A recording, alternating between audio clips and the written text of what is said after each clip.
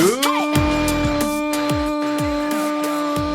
Thursday morning. It's the main event. I'm your humble host, Stephen McCollum. And of course, you know him as 17-year NFL veteran, 3-time Super Bowl champion for your Dallas Cowboys. And folks, he's all geared up not only for the Wyndham Championship going on starting today here in Golf Worlds, but because, too, he's remembering back to Orange Slices, having halftime in the end zone of the Hall of Fame game in the old stadium there in Canton, Ohio. Dale Hellestrae, everybody. Good morning, Stephen. That's my favorite Hall of Fame story from you. Don't go to the locker unless you have to use the bathroom. You just go to the end zone, like Bob Warner football. 90 NFL players in a 50-man high school locker.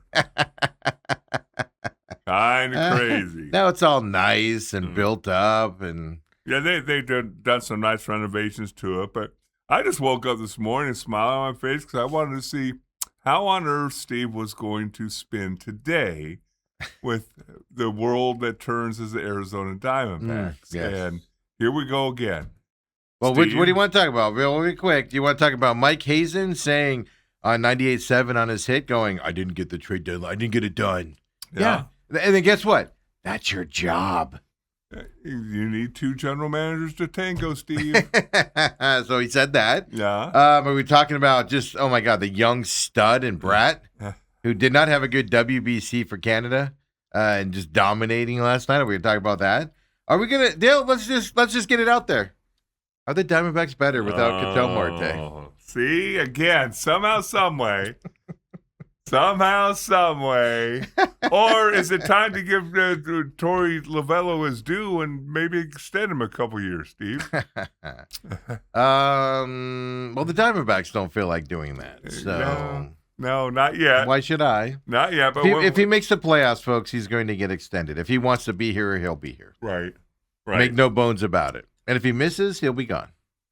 I don't know. I'm just happy that each game has a little importance behind it. And that's what's funny about it. Like, we talk about the frustrating things, and sometimes I think we're nitpicking, but it's the same thing every time. I watch a lot of baseball. No other team sends me through this roller coaster like the Diamondbacks do. Oh, yes, they do. They don't. It's every baseball team, even the Dodgers do that sometimes. How can we lose a game with all this talent? Yeah, they just got swept in 2 series. Yeah. Just in time to face the Diamondbacks starting tomorrow after 2 sweeps. And a day off. It's going to get ugly quickly.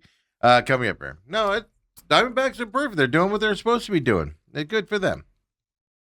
Well, and if they win tonight, they'll have, no matter what happens that last series, they'll have the tiebreaker advantage over the Padres. Yes, which is important because the Padres will stay in this hunt with the Diamondbacks throughout the rest of the season. So who are the Diamondbacks throwing out tonight, Steve? Which ace stud? Coldrake. Oh, okay. 7 innings pitched last night, folks. He looked like Kurt Schilling. 0 earned runs. Yeah, well, Kurt Schilling if he had a weird delivery. That's a weird thing to watch, man. 0 earned runs, 3 walks, 9 strikeouts for the young pitcher. Yes, against one of the hottest teams and one of the hottest offenses lately in baseball. Fantastic to watch it, and they had to go Ginkel, or they went Clark for an inning, Ginkel for 2/3, and then because you're in a blowout situation, why not let Sewald throw a couple and let the Padres get a couple home runs in the game?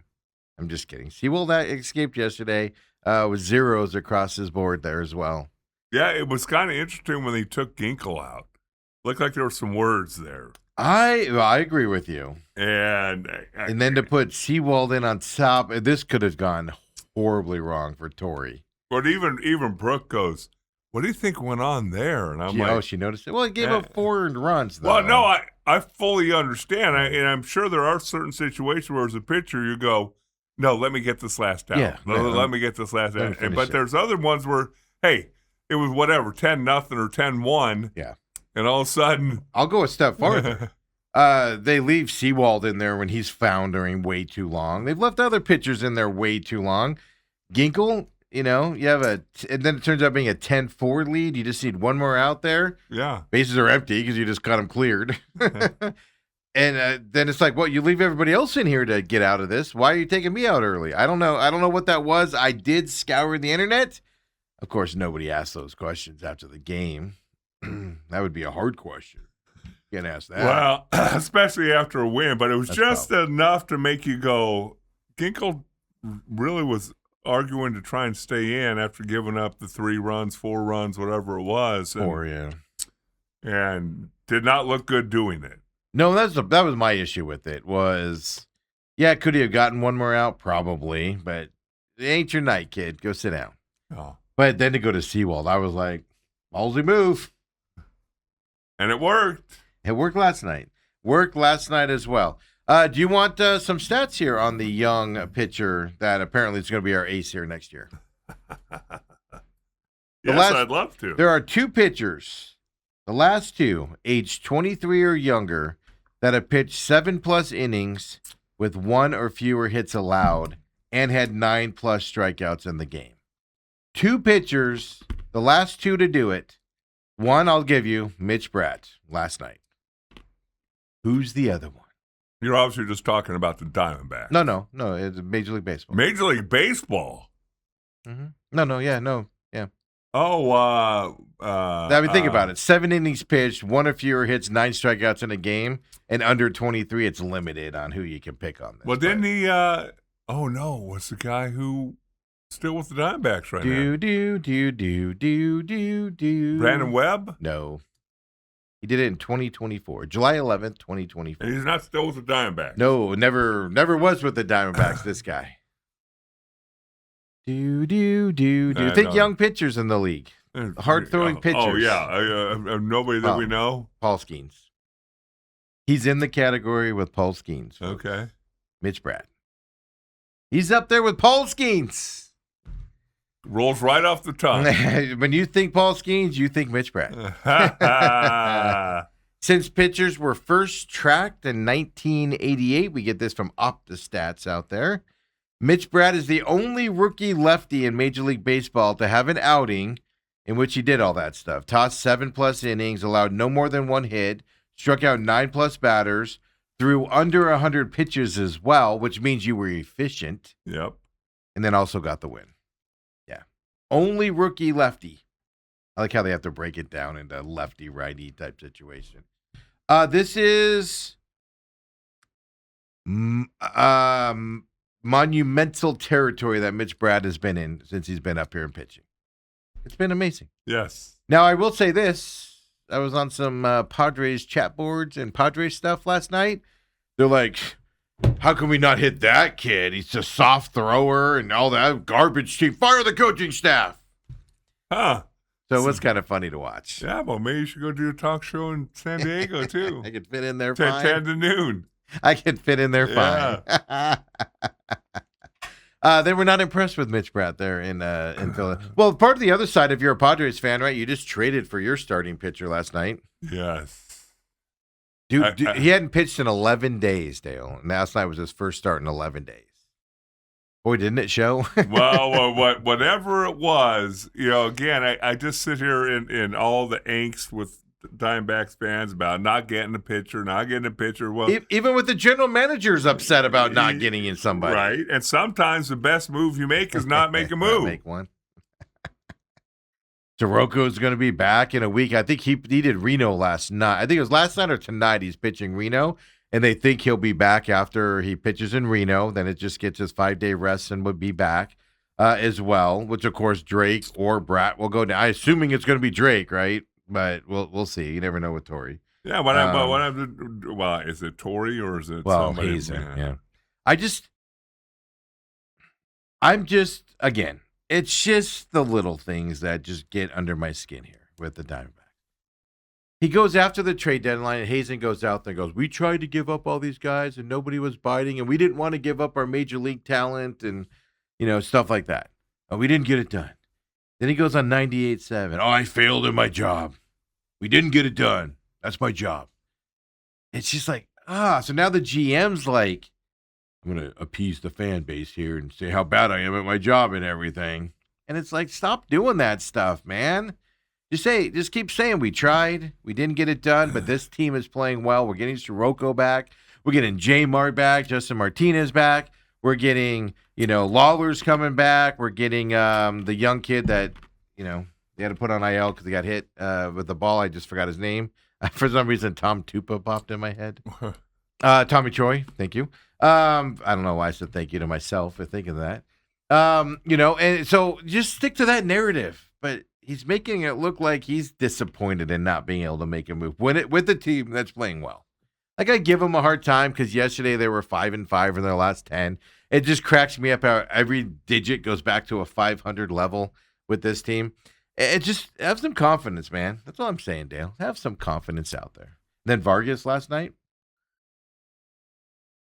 Newt Bar's out there playing well. Well, what a name. I always called him Nut Bar when he was with the Cardinals, so I got to remember now it's Newt Bar because I'm like, all right, can't keep making fun of him. Corbin Carroll's catching a little bit of fire right now as well. I'm not going to say he's out of his slump, but he's getting there coming up. Gabby Moreno was back last night after yesterday. I was just asking, like, how long are you going to miss for maternity leave? Which I was perfectly comfortable with McCann, catching for him. But I think Moreno should be a DH more so than not nowadays. On the days he's not catching, just DH him. Best hitter on the team. He's better than any of the DHers you have out there. You're about to get Lord Gurriel back. Hopefully he comes back, a little bit better than when he left and stuff like that. Even Locklear last night got in on the fun. This team's on fire right now, Dale. On fire. And then tomorrow we'll come in, they'll lose today, split the series, and fire everybody. Sink the ships. Okay. The Marte situation. He wasn't in the lineup. Either was the third baseman, the old guy. Arenado, thank you. Neither one of them were in the lineup. And Torrey went up before the game, and Torrey said, we got to keep these guys fresh for whatever it is, 42, 43 games remaining playoff push. Right. And I agree with that.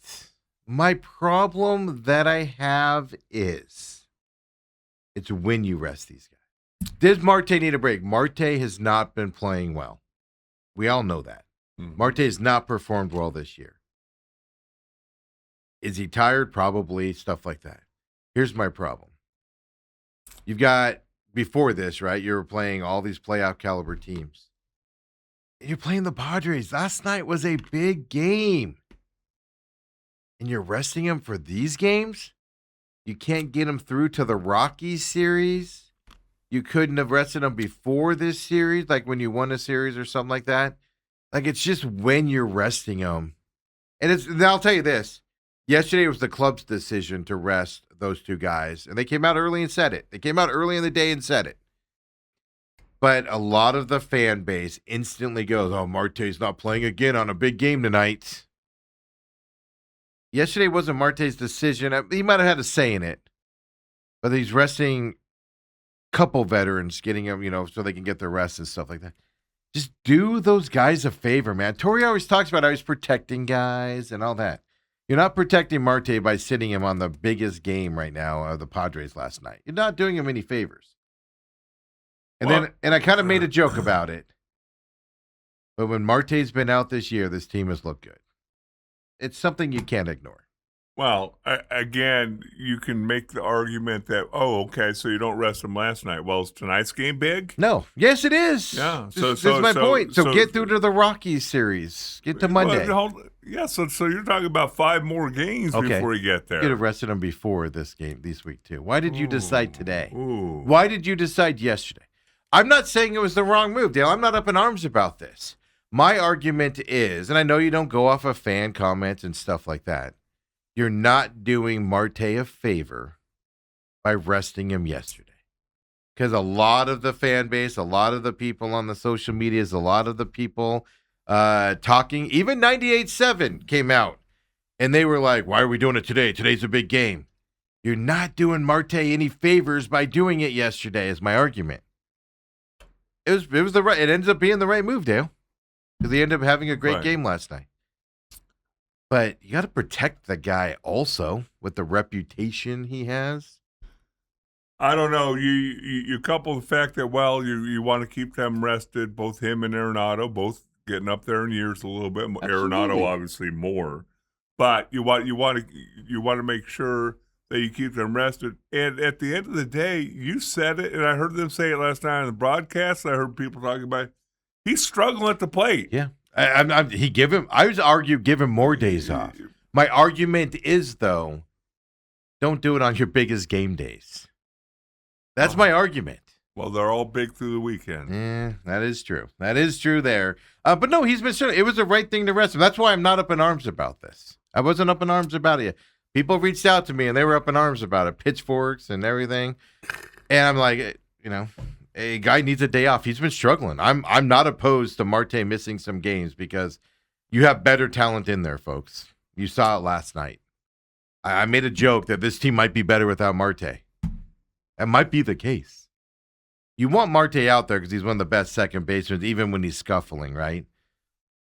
But give the guy some rest. Vargas can easily fill in. He had 4 RBIs last night at second base. Yes. You have a guy that can fill in. If Marte's not healthy and scuffling, sit him down. Absolutely, sit him down more often than not over the next 42 games. For the sake of Marte is what I'm getting at here.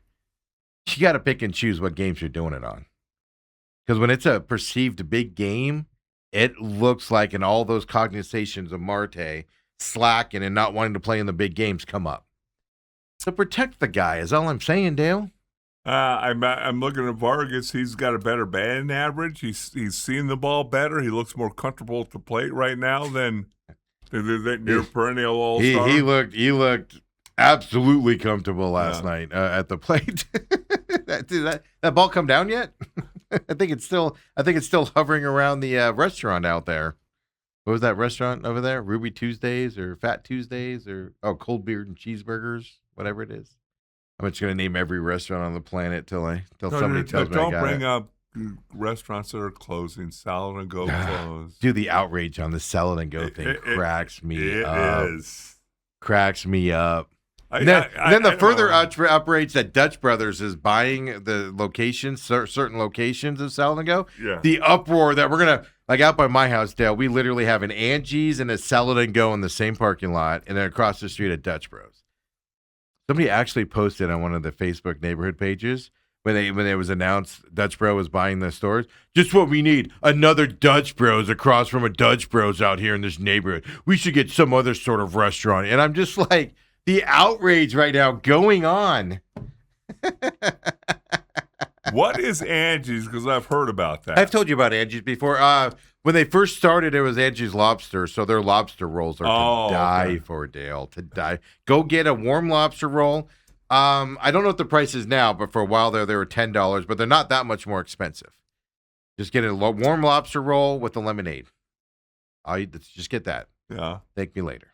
Thank me later. With the regular butter, I prefer the regular butter, but thank me later. But they've been doing salads a lot lately. They've moved into hamburgers and some other prime ribs, another thing they're doing. So they're spending, but they started Salad and Go. That family started Salad and Go. Oh, that's right. Sold it off. So similar concept and stuff like that, So, so I've favored Angie's over the years, and I've given up on Salad and Go a couple of years ago because it just started going downhill quality-wise. So I favor Angie's more now. So I'm not crushed by this. I'll just say this. If y'all supported Salad and Go like y'all did yesterday, it would still be in business. I was reading online where people were like, why can't you just charge $1 more per salad? Or why not just do this? Or why not do that? Because it's private equity, folks. Yeah. They got their money out of it. They got their money out of it. They put enough debt into it. And for them, they've made enough money off of it that they can just close it and move on with their lives. And they don't give a crap. Because all they care about is the almighty dollar. Yeah. Private equity ruins everything, folks, including the quality of them as well. So, but it just cracked me up, the outrage of this. And I'm like, there's no outrage about this. I used to go there all the time for the radio station, a couple times a week. $10 salad, and it's a giant salad. Yeah. It was ridiculous. I couldn't eat it all. It's ridiculous. I have to eat it like throughout the whole show and everything like that and whatnot. But yeah, it's hilarious. So the outrage was Salad and Go. No outrage on the Diamondbacks today? I don't think anywhere. Not good even effort. you could manufacture any. No, this team. You can nitpick stuff, but this team right now is just on fire. But it's not lost on me that if Marte needs rest, give him more rest. My issue is when you rest him on the big games, he's got a reputation of slacking off on big games, and there's a certain part of your fan base that's going to turn on him. You got to protect him on that side. But I have no problem with Vargas starting for Marte. I have zero problem with it this year.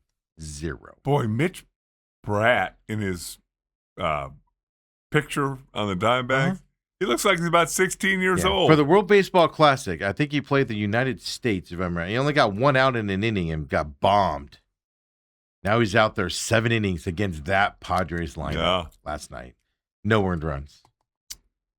Yeah, it's fun to watch. Now let's see Cole Drake. The pressure's on you, buddy, tonight. 6:40 p.m., Drake on the mound tonight as well. Look, you can win this series. It's in your hands to win this series, and it will go a long way. So no matter if you win this series against the Padres, no matter what happens against the Dodgers, in terms of the playoff picture, you're sitting pretty. Well, if you win this series. And that tonight. other thing that we talked about, again, whether it comes into play or not, I don't know. But a lot of people talk about like it's important. No matter what happens the last 3 games, Diamondbacks are the tiebreaker. Well, against the Padres. Yeah. Which you need because the Padres will be in this. Throw up the NL wildcard standings for me here. Folks, back into the second spot. Tied with the Philadelphia Phillies. They lost last night.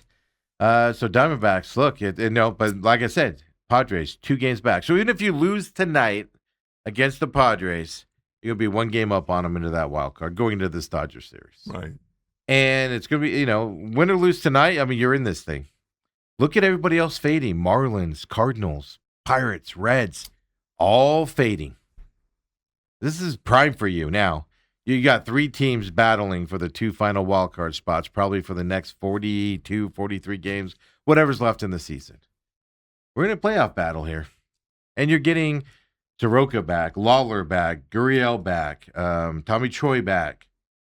J Mart's coming back. That's not it. Don't tell me you're not looking forward to getting that arm in the bullpen again. Right. Yeah, that's about to get exciting. Diamondbacks are about to get exciting, folks. Well, I do remember us talking when the season was starting. If they just hang around till a little bit after the All-Star break. Corbin Burns in September could be coming back. I mean, just think about their adding coming up here as well, folks. This is going to be fun. Zach Gallen, 60-dayer. We don't have to worry about that one. We're good to go. Really quick, Dale, because you take off early on Thursdays here. Dylan was extended for your Suns yesterday. Quietly, huh? Yeah. I mean, I didn't hear a whole lot about any, even negotiating. Because it's weird because he wasn't holding out or threatening anything. Right. Like you normally hear. 3 years, $73 million contract.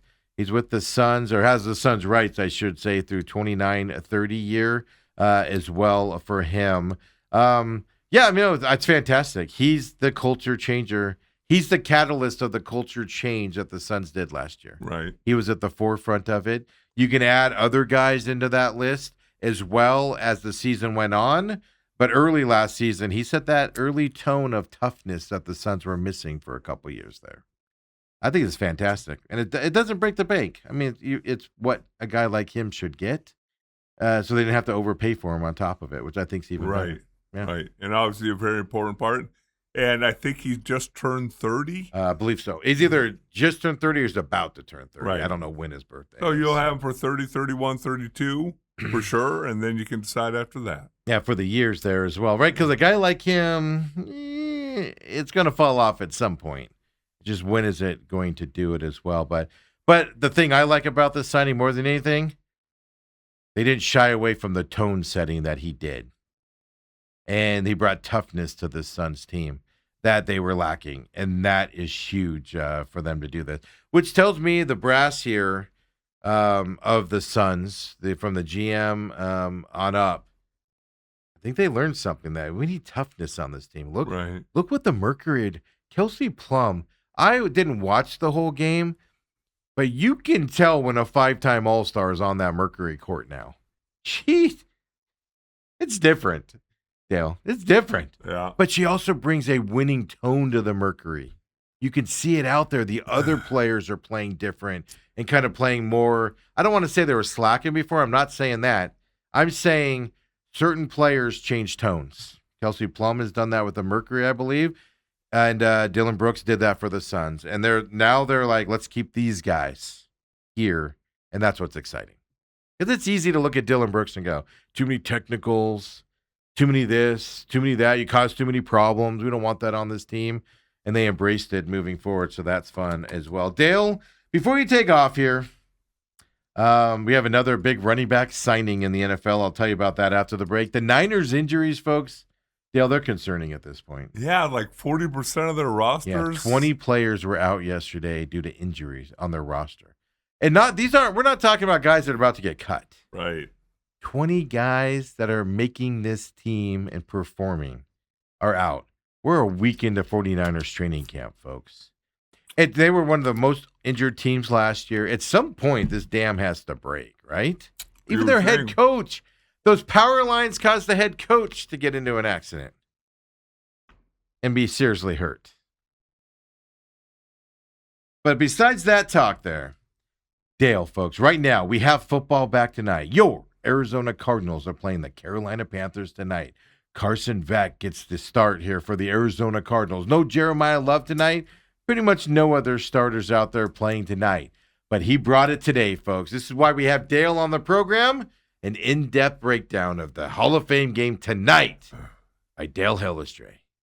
Well, as usual, first preseason game. I'm going to watch it for entertainment value. I'm not going to sit there and watch the end zone copy and all that. All 11. But I just want to see a crisp, sharp effort, especially in the first half there when you got them.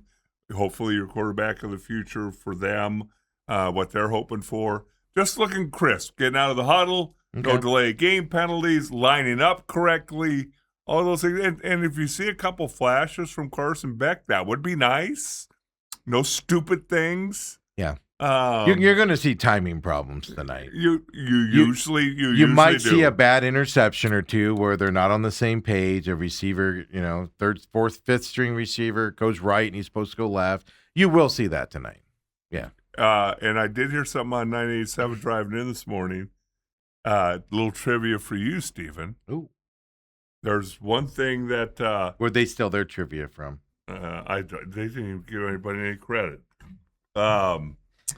Who's the guy who's starting tonight? Carson Beck. Okay. Carson Beck has the chance to be the first quarterback in the modern era that they know of that will throw the last pass of the previous college football season and the first pass of the new season. Of the 2027 NFL season. Yeah. His last pass at Miami was an interception. Yep. That was the end of the game. Let's hope that's not the case tonight. Well, is that the trivia? He's the first one in the modern era. Yeah. Which goes back to like the 40s or something. Right. Really? The last pass of the previous season in college. That's it. Well, that's it. Well, mostly this is the only standalone game, which is true because most bad teams don't play in the Hall of Fame game because you're playing this game because you have somebody going into the Hall of Fame. Right. And you're usually not terrible when that happens. Good job, Cardinals, being the team to be that way going into it tonight. I agree with you. I'll have it on, of course. Starts at 5 p.m. NBC tonight. I agree with you. You're going to get absolutely nothing out of it other than if the Cardinals and this backup crew that's playing tonight goes out there, especially when Carson Beck's in there, and they look like they've never played football before, worry like crazy. Well, there's got to be remnants of success and positive things. There'll be mistakes and stuff like that. But if they go out there and look like they've never played football before, oh my God, worry like crazy. Well, and I'll tell you the other thing, even though it's so funny how over my 17 years, the fact that I can still remember my first preseason game my rookie year. Mm-hmm. And you're trying to make the team as a rookie. I didn't know that they always keep, 99% of the time they keep fourth rounders around. And that they had high hopes for. You have to be really bad, like not showing up and stuff like that to not make it. Of course, I didn't know getting ready for that game that our coach had told Joe DeLamalure, oh, that guy's going to be in the league for double-digit years.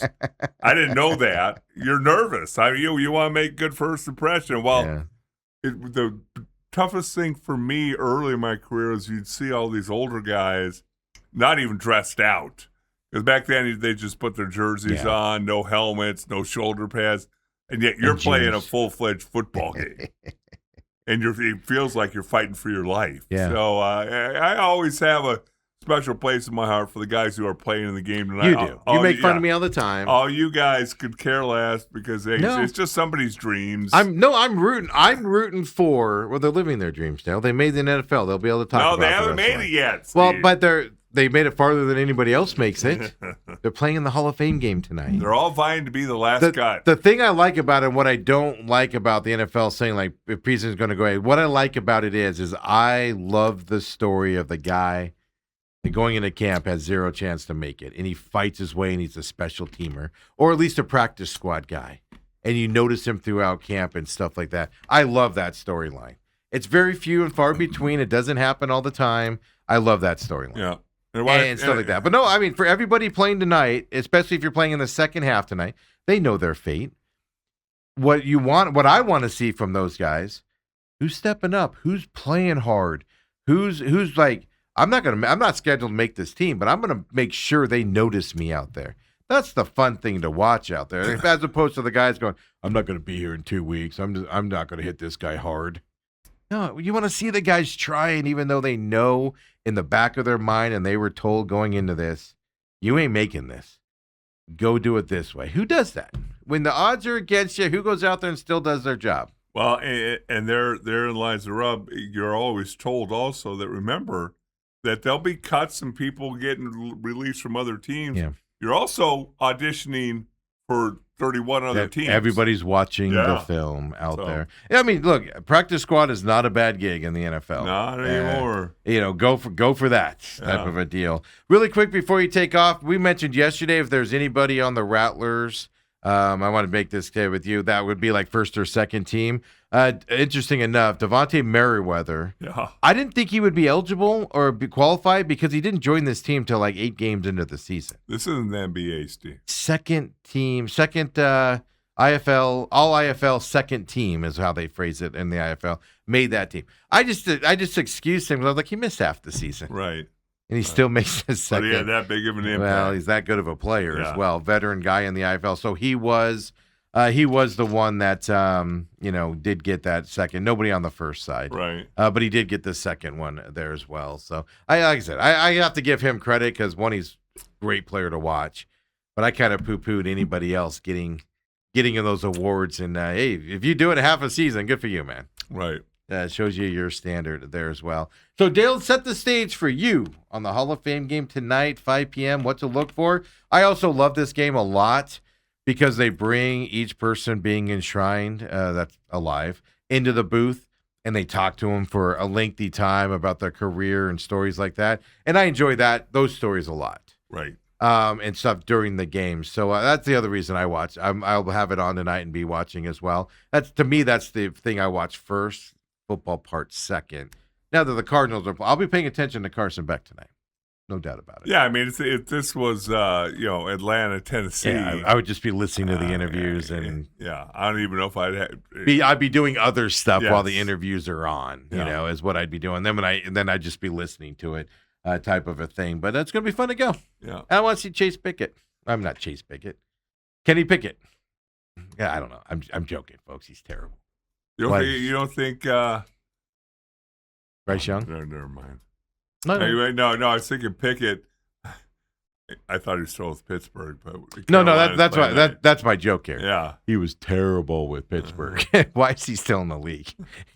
He's playing for Carolina tonight. Those backup quarterbacks. What a gig, man!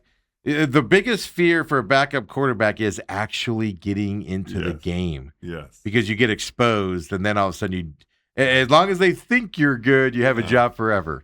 But once you go in there, like Dan Orlovsky, he was a backup for years, and nobody cared. He goes in that game and steps out the back of the end zone while he's rolling out.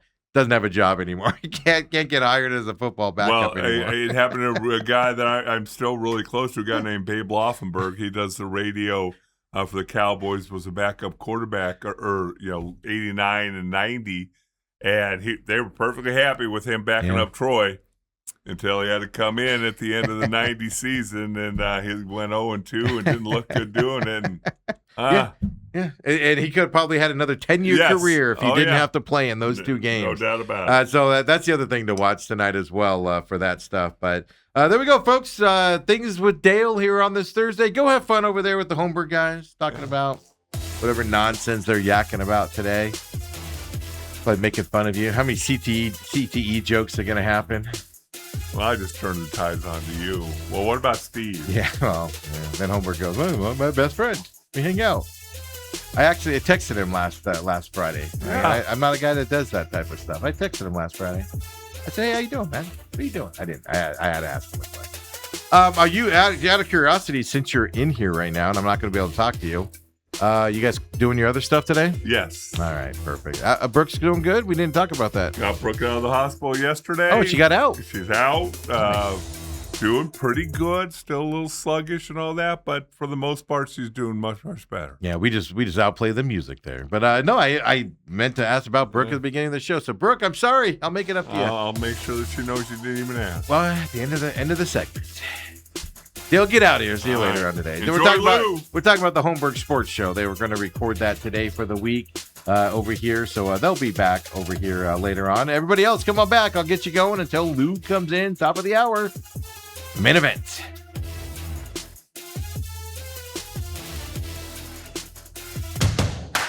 And we're back here. Main event.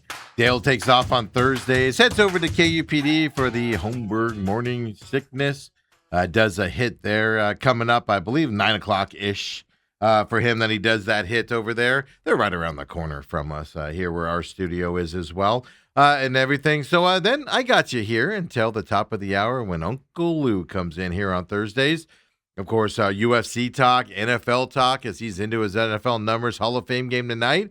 We'll see if Lou has any nuggets for us on the NFL side here. I know he likes to wait until training camp gets into it. He's talked about that a lot. But we'll see if he's looking at anything or anything to that effect. Other NFL news out there is I'll get you going until Lou gets in here.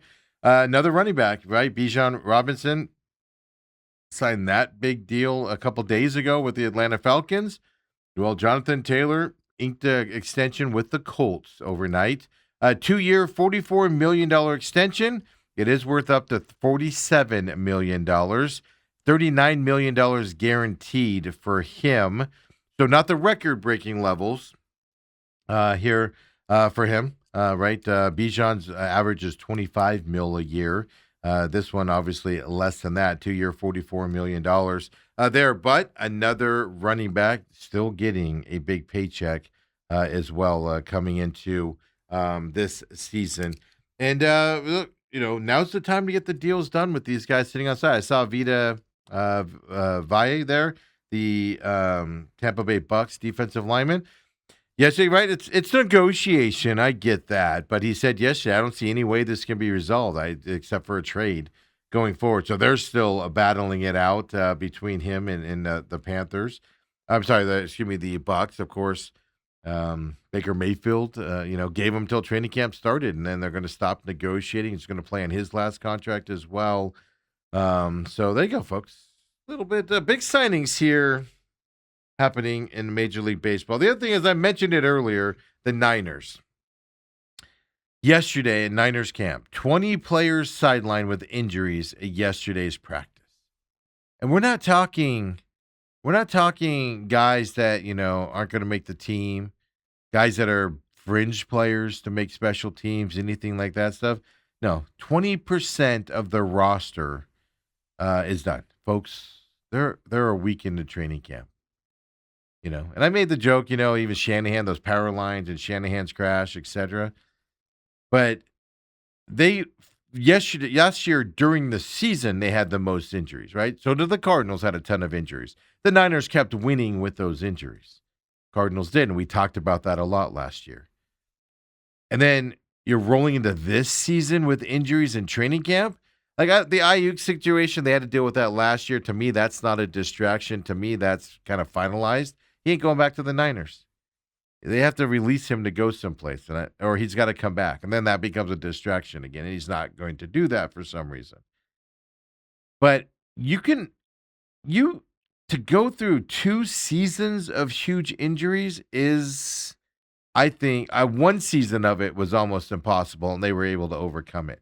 Can you do it in 2 seasons? If you're this injured, 20 players sidelined with injuries in yesterday's practice for the Niners, how do you get healthier throughout the season if guys are playing and stuff like that? You're going to add on to those injuries, and then who's going to be able to come back and not be at 100% to start the season to where they're playing injured? This is something to watch with the Niners. I'm not saying they're not going to be good. Don't get me wrong there. But I'm almost of the thought. Now, we'll see closer to the start of the season here. Who's back, who's actually healthy, etc., right? Some of it's just guys sitting out because, like Ricky Pearsall, right? Comes into camp. They decide not to do surgery last year with his knee injury. No surgery. Comes into camp, swells up on him, needs surgery again, season ender. You have to go back and get Debo again from Washington now and come back to the Niners. I just don't know if they're in Super Bowl contention or winning the NFC West if they have another injury-plagued year like they had last year. It's going to be difficult. It's difficult last year. I don't know if you can put them in that category. And I guess I also would argue you don't want to be the person that sleeps on the Niners either. They will survive. They will surprise you like they did last year with all their injuries and all of that stuff as well. So, but just staggering injuries. I mean, some teams are dealing with players being out for the season for ACL tears, and like the Falcons had one yesterday. Panthers, their young linebacker, first day of camp there, out for the season with him. So these injuries happen out there, but it's a couple players here or there. And with the Niners, it's like the whole team. I know we joke around with Conspiracy Steve and things like that. I am not a conspiracy theorist in all actuality. To be out there, I kind of joke around about conspiracies and those types of things. But I think it's time to move away from those power lines. Even if it has nothing to do with the 49ers injuries for practices. Even if it has nothing to do with it. Just for mentality's sake, get away from those power lines, folks. Just do it. You need to, because there's something crazy happening out there, and it's not good. It's not helping your team at all for your 49ers as well. So, Hall of Fame game tonight, 5 p.m. NBC, as we've told you already. I asked Dale to break it down, kind of like in a joke. He handled it well, But, yeah, how the backup offensive linemen look tonight, right? Are they blocking? Are they opening windows for the running game? Are they pass protecting Carson Beck in this game and eventually Slovis in this game when he gets in there? Is there fluidity, like he said? Are you getting in and out of the huddles? No stupid penalties, right? Like you'll get a holding penalty. Guys are going to make mistakes tonight, folks. Timing is going to be a little bit off with the, between the quarterback and some of these receivers throughout tonight, stuff to that effect. It's going to happen. But overall, are we seeing positivity? Because like I said, this is kind of like summer league for tonight's game. I talk about in the NBA. You want to see positivity and you want to see mostly good things tonight. If they go out there and they look like they've never played football before and they don't know what they're doing, that's where you got to worry. Because what have you been doing at training camp? But if they go out there, they have success, they're moving the ball around, they look good at times, everything's kind of fluid, not a lot of issues, not a lot of mistakes, major mistakes. All right, they're moving in the right direction. Feel good about that going into the season is kind of what I'm looking forward to as well. Let's get to the comments here on YouTube. Don't forget, live on YouTube, TME Media AZ is where you can find us. Uncle Lou's coming up at the top of the hour. Join the YouTube chat during the show. If you catch us on demand later in the day, YouTube and over on Rumble. Don't forget, rumble.com/user/TME Media. All of our programming's over there for those of you that don't like YouTube. Rumble, including the Real Matrix, is over there as well. Of course, we have the free podcast system. Apple, Spotify, Google. Just search the show name you want to see. All of our shows have podcasts, except for McCollum on Business. So I just search the show name. This one, The Main Event with Steven, The Main Event with Dale. It pops right up for you there as well. Join the YouTube chat. Text us on the text line, 623-252-6670. And I'll give you the update. No, Tori's got to go. No text. Since last Friday, Thursday or Friday, I don't know the date. Last Thursday or Friday, none of those chats here coming through to the text line. So I don't know if we scared him off by we're always talking about it, or if he's resigned himself to the fact Tori makes the playoffs. He's getting a contract extension coming up. But 623-252-6670, of course, at TME Sports Show on X as well. And Robert says Ginkel did his best Thompson-Seawald imitation with his 4 runs he gave up last night for Ginkel. Yeah. Robert, and I agree with Robert on this. Tori and his team, Dale talked about it earlier. Ginkel kind of had some talk back there, right? Some comments to Tori when he came out to take him out of that game after giving up 4 runs. I take that as healthy conversation. I don't think it's bad. I don't think any of that stuff. I think it's part of it. I want to see a pitcher, even if they're pitching bad, I want to see a pitcher not just shrug his shoulders, hand the ball to the coach, and walk off. Show some fight. I know I've given up 4 runs, but there's only one more out. Give me a shot. Argue. Just give a little bit of a conversation back and be like, I got this, coach. Give me one more shot. It's 10-4. I can do this. One more out. Show a little bit of fight out there. You're still going to get taken out, but show a little bit of fight. Tori squashes that a little bit on this team. I agree with Robert. He just said, did love seeing Ginkel fire back at Tori. Yeah. I don't care how bad you pitch and how bad it is. You can give up the 10 runs. Your manager comes out to take you out.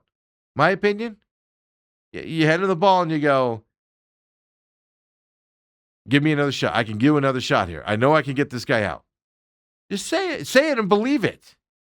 Instead of just handing him the ball and slumping your shoulders and staring at the ground when you walk off. Show a little bit of fight. I like that a lot as well. And said, because I didn't listen to the broadcast last night. It was on. I was watching the game, but I didn't have the broadcast on. And says Berthume said on the broadcast last night, it was Padres A team versus Diamondbacks B team. Again.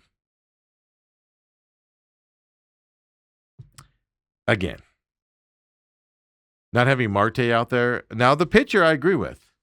You went from a highly touted pitcher that the Padres just picked up at the trade deadline that's supposed to help him, and he looked bad last night after 11 days rest, and last night was his first start. He did not look good. But other than that, who was out? Who was out for the Diamondbacks to where it was the B team? Marte? Vargas coming in for Marte doesn't make them the B team. I didn't hear that at all, and I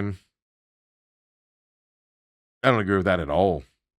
I don't agree with that at all last night. Yeah, the pitching's a big drop-off. On paper, Diamondbacks pitching was a complete mismatch to the Padres pitcher out there. Absolutely. But you can't tell me Vargas being in for Marte is that big of a drop-off. You just can't. Robert says Soroka might get Sunday. Jack said they may push Erod back a day. And I think they're going to do that. I did not see that from Jack Summers. That's why on Sunday, the Padres pitchers to TBA as of yesterday. I didn't look today. And I kind of think Soroka pitched. It was last night, by the way. I looked it up. He did pitch Reno last night. And they said one Reno start, one minor league start, and then boom, back up here. Do the math. Since we're terrible at math here, Thursday, Friday, Saturday, Sunday, Monday would be 5 days there. But limited outing last night. Kind of like a warm-up. I do think maybe you're going to see Soroka on Sunday against the Dodgers. Give the Dodgers a little bit of a wrinkle. I also will say I think it depends on how the first 2 games of the series go as well. And I do question, and this isn't a knock on Erod, do not take it this way. Erod struggled in his last outing. Does he need a little bit more rest? An extra day might help him out, right, at this time of the season as well coming up. Robert says, Corbin's glare back at the pitcher after he got picked down was a highlight for me. Yeah, Corbin's got that little, that pep in his step back again out there. Starting to see his confidence get a little bit better as he's hitting better and stuff like that thing. So, and then Robert about Ketel Marte's rest out there. He says the rest thing should be more planned out. Sitting so many guys on the same day seems like something came up. I agree with that. That's my argument. I'm not opposed to giving Marte rest and having Vargas play. Arenado needs rest. Absolutely. He's an old guy out there playing third base and he's had a heck of a season. Absolutely. They need rest. Plan it out, man.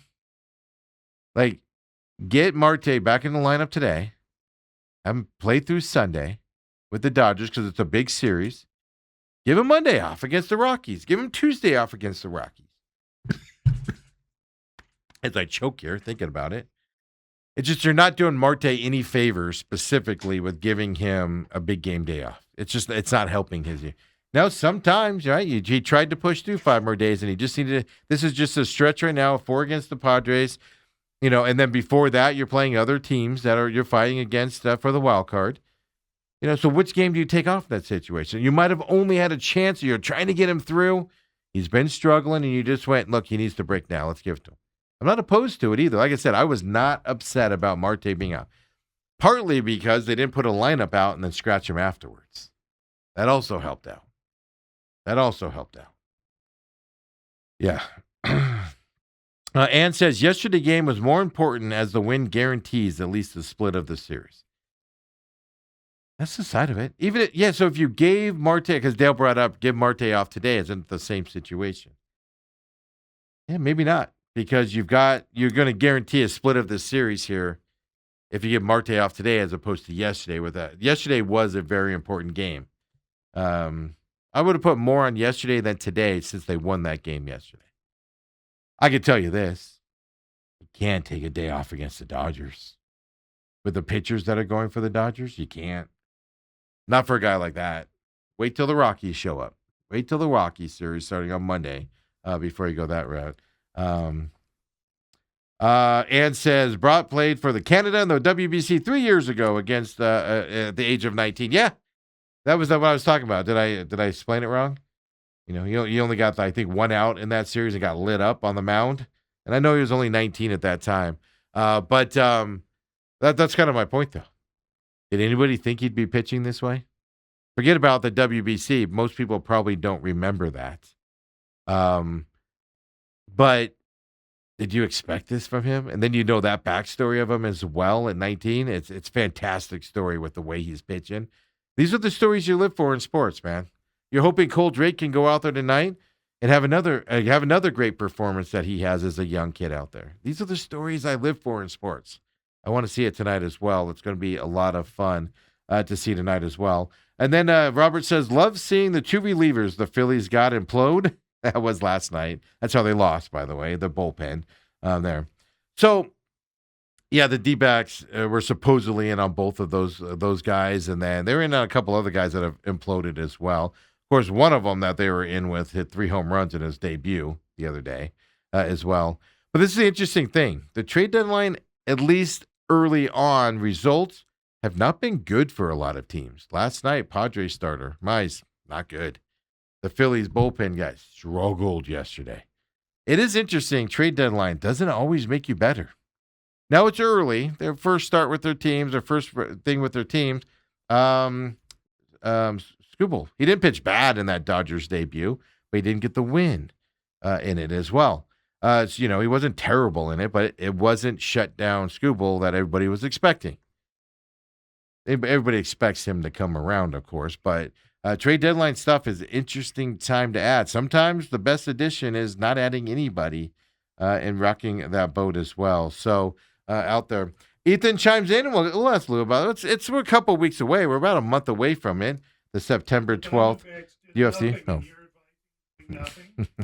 Ethan, love it. Ethan, Thank turn you. on Lou's microphone. Everybody's got to hear this if they didn't hear it here.